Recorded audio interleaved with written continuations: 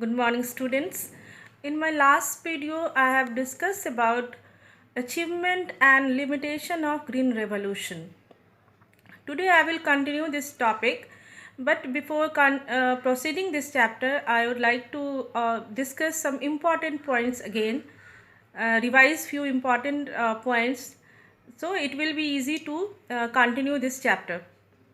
Students, in my last video, I have discussed that what are the achievement of Green Revolution. As you know, children, Green Revolution started in mid 60s and in 1965 because there was urgent need to improve on agriculture sector of India, because agriculture sector is one of the important sector of India, and their contribution in India and their importance that I already have discussed. So government introduced green revolution, and the impact of green revolution that can be analyzed into two phases. In first phase, that is mid 60s to mid 70s, and in second phase mid 70s to mid 80s. So student, in 1960s to 1970s, only few crops were taken into consideration. Means new technique of farming were introduced only into major crops, that is mostly consumed in India. Most of the part of India consume these crops in their daily life. These are wheat and rice, and the area where these modern technique were introduced were also limited. But it was seen that because of introduction of modern technique like HYV seeds, introduction of fertilizer, insecticide and pesticides, there is sudden rise in crop productivity. Even in 1960s, mid 1960s to mid 70s, the food crop productivity increased to around 25%. The first major achievement of Green Revolution is spurt in crop productivity. Spurt means sudden rise in crop productivity. The second achievement of Green Revolution is farmer taken the approach of farmer towards farming changed. Earlier, farmer used to do cropping for their subsistence and for their survival. Now the intention of farmer is gradually become a commercial venture. In second phase, that is mid 1970s to mid 1980s, because of success of first phase, government started new technique of farming in other crops also, like pulses, pulses, cotton, jute, tea, etc. And government also started to do government also encourage other state to take modern technique of farming. In second phase, apart from wheat and rice, other crops were also taken into consideration, and most of the areas of our country were taken into consideration where modern technique were introduced. So most of the part in our country, most of the part were under the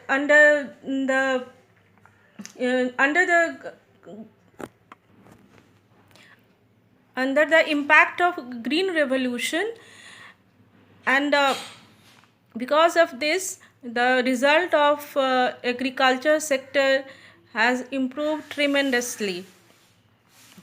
But it was seen that the impact of Green Revolution is, if you compare with the another developed country, the result of Green Revolution is not as successful as the developed countries. Though crop productivity has been increased, it is increased to two and three times, but if we compare with the developed country, the productivity of our major crops is very less. As I discussed that at the time of independence, 17% of land area were getting the facility of irrigation, but by the effort of government, right, according to 2017 and 18 financial year, right now 45% of land area is uh, covered under the irrigation. But still for 55% of area in India are dependent on rainfall. So the question arises, is another revolution is necessary in India? Yes, student. If we compare with developed country, yes, we need to increase crop productivity, as like the developed countries are getting. And second is most of the farmer of India is still using conventional method of farming.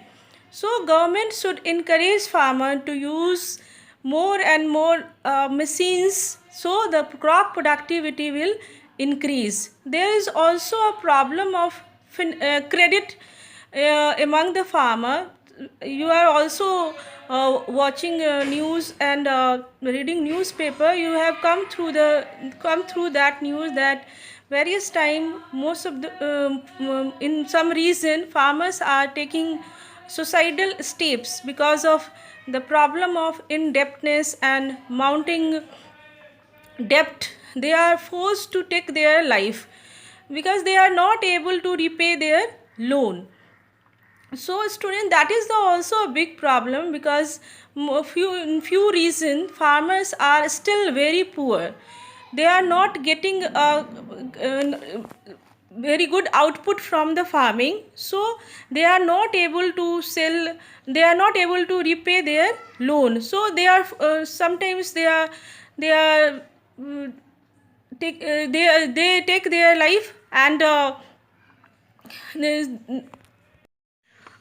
students, it is also seen that because of green revolution, the gap between rich and poor farmer has risen. Green revolution is dividing the society because the poor, small and marginal farmer are not able to get benefit of green revolution as the larger land holding farmers are getting. So that is economic division in the society. One important thing which is related to the green revolutions is it is also seen that the impact of green revolution seen in only in few areas of our country. Few areas like western Uttar Pradesh, Bihar, Orissa, Madhya Pradesh remain untouched by the green revolution. And the impact of green revolution also seen only in two crops, wheat and rice. Other crops, major crops like pulses, jute, cotton, tea, coffee, in those crops the productivity has not increased. Only productivity of increase of wheat and rice. Though cotton, jute, tea, coffee, these are the commercial crops. Government earn foreign exchange by the exporting of those crops. And the foreign exchange is very necessary for any country, because what is the importance of foreign exchange, you know very well. Government need foreign exchange because government also purchase few goods from the rest of the world which are not producing in our country. So it is very important, as I already discussed, that in importance of agriculture, that in according to 2018-19 financial year, 14.7% contribution gives agriculture in GDP. Means only agriculture gives 14.7% in total GDP. That is a big contribution for any country. So it is very important that production of other crops, especially commercial crops, productivity should rise. Though India becomes self-sufficient, yes, and government is also able to store grains in buffer stock, but in these buffer stock, only two grains were grains were purchased by the government to the farmers, and government makes only make a store of only two grains, that is wheat and rice. Other crops, especially pulses, mm, cotton, jute, and other crops, there are lots of crops in our country. There is need of increase in productivity of these crops also. So it is necessary that government should make plan and start another revolution. Again I am repeating that why the need of another green revolution in our country. Yes, there is need of another green revolution in our country, because only self-sufficiency is not fulfill the target of any country. If we compare with the developed country, crop productivity should increase like developed country are able to increase their crop productivity. As in my earlier class, I have discussed what is the crop productivity of wheat, rice, and maize in United States of America, China, UK, and world average. If we compare with those data, yes, India is comparatively very low in terms of crop productivity. And second problem is why the need of green revolution, because more than 50% of the population of India is still dependent on agriculture, directly or indirectly. So large pool of population are dependent on agriculture, and percentage should be reduced. Government should encourage, government should give more effort on commercialization of agriculture, and introducing more machines in agriculture sector. So the use of more and more machines that will encourage the industrial sector, and the population which are dependent on agriculture, these population, the surplus population, can be absorbed in industrial sector. So the dependency on agriculture will reduce. Next is, government should also make plan and effort to providing irrigation facilities to those areas, especially 55% of land areas are still dependent on rainfall. Only 45% of land area is getting irrigation facility in our country.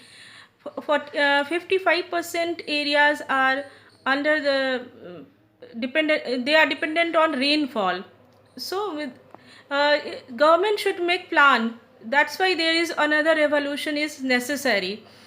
And one more thing, though government has started various financial institution, one important financial institution that I have discussed, that is NABARD, National Bank for Agriculture and Rural Development, that is the apex bank for agricultural credit or rural credit, that started in 1982. And government also started various financial institutions like regional rural banks, cooperative banks, land development banks, and all these banks are managed and controlled by NABARD, National Bank for Agriculture and Rural Development.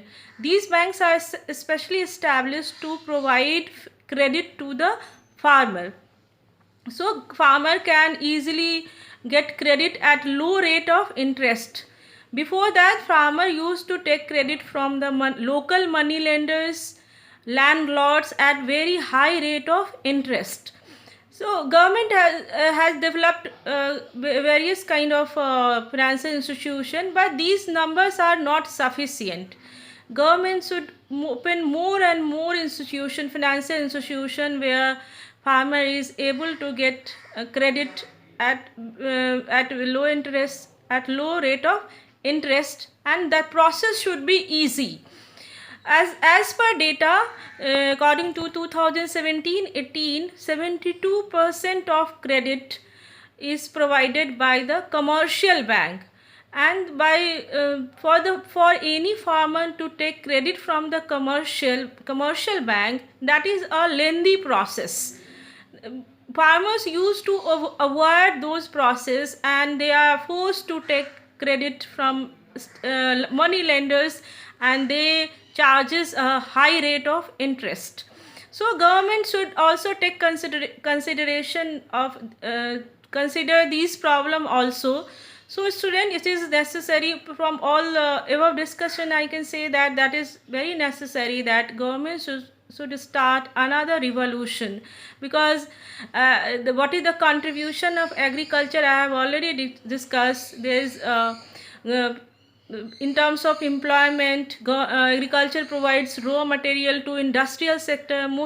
Various kind of industries are dependent on the agriculture. The contribution of agriculture is GDP is around more than 14%. That is quite high. Agriculture sector also work as a market for the industrial goods like tractors, threshers, machines, and fertilizers, insecticides, pesticides. These industries are dependent on agriculture, because the farmer used to take these goods, and which are these goods are manufactured in industry. So and these are the things where we can say that agriculture play a very significant role in India. More than 50% of population are directly indirectly dependent on agriculture. Agriculture is their source of livelihood. So for improving the condition of agriculture, if and giving agriculture, as developed country are able to get benefit from the agriculture, there is need for another revolution. So this so above so these, after this discussion, I think the most of the students are able to get to know that what is the importance of agriculture in India, what are the problems in agriculture in India, what are the steps and measures taken by the government to sort out the problem of agriculture, and what is green revolution, that is also reforms, technical reforms introduced by the government, and what is the impact of green revolution in India, and what are the negative impact, negative aspect of green revolution. In this chapter, these topics you have to study it, that I discussed. Again I am repeating in this chapter, that is importance of agriculture, problems of agriculture, reforms and measures taken by the government. There are three measures and reforms taken by the government: technical reforms, general reforms, and land reforms, institutional reforms also. Land reforms and institutional reforms is the same thing. And green revolution, that is achievement and negative aspect of green revolution. So students, I would suggest you to make notes on these topic that I have discussed. And in next chapter, that is name of the chapter is strategies of industrial growth. That is your next chapter. In this chapter I will discuss about importance of industries, industrial policies of 1956, contribution of industry in GDP and other sector of the economy, small scale industries, and how small scale industry is important of Indian economy, and what are the problems facing small scale industries. These are the topic that you have to study in this chapter. So in my next video I will start this chapter. So students, in first chapter of NCERT, three topics I have covered, that are the Indian economy on the eve of independence. That was the first topic. Second topic was 5-year planning. achievement of 5-year planning and failure of 5-year planning. And third chapter that I concluded today, that is features of Indian agriculture's problems and reforms measures taken by the government. So I hope student that you must have studied this chapter seriously and making notes on of these chapters. So if you have any problem, you can ask me, and next video I will discuss industrial sector. Industrial sector is also very important sector in the Indian economy. Industrial sector is also known as secondary sector and manufacturing sector. So in my next video I will discuss this topic. Thank you.